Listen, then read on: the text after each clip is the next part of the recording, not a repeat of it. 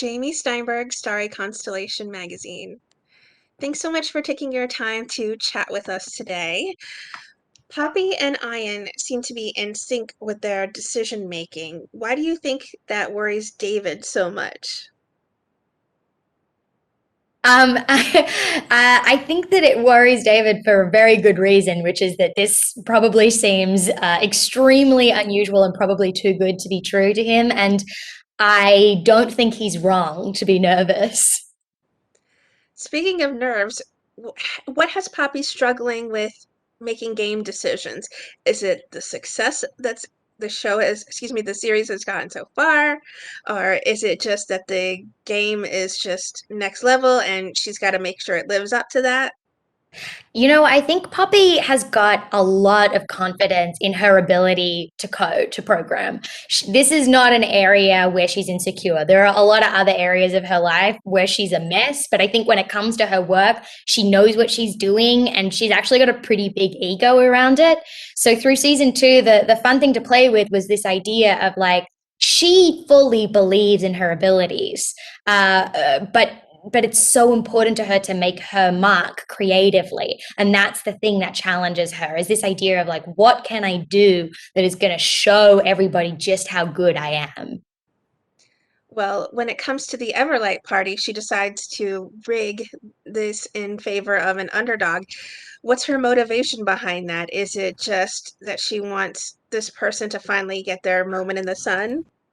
The rigging is technically Ian's idea and plan, and he explains to her at the beginning of the episode that this is what he does every year, and she's never been privy to it before because she's sometimes been part of that plan, and now she's in cahoots with him in terms of like letting an underdog win. And the idea behind it is that it will bring hope and enthusiasm to the whole workplace if they can see someone unlikely winning this LARPing tournament.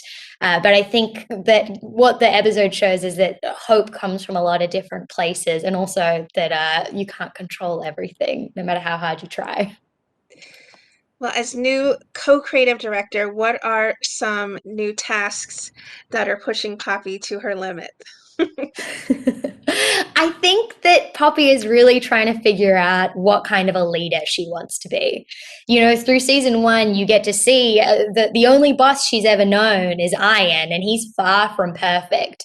And so she's now trying to, in some ways, emulate him, in some ways, forge a new path. And sometimes she stumbles and sometimes she succeeds. She's very, very human, which is one of my favorite things about her. What do you think it is then about Mythic Quest that has made it such a fast fan favorite series?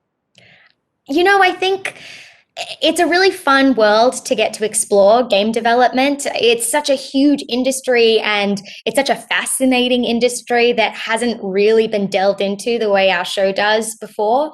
But I think on top of that, ultimately Mythic Quest it's a workplace comedy. It's sort of part of that genre that is this comforting show that for me, workplace comedies got me through the pandemic. There's something familiar about them. There's something really nice about getting to see a sort of like dysfunctional family get through challenges together.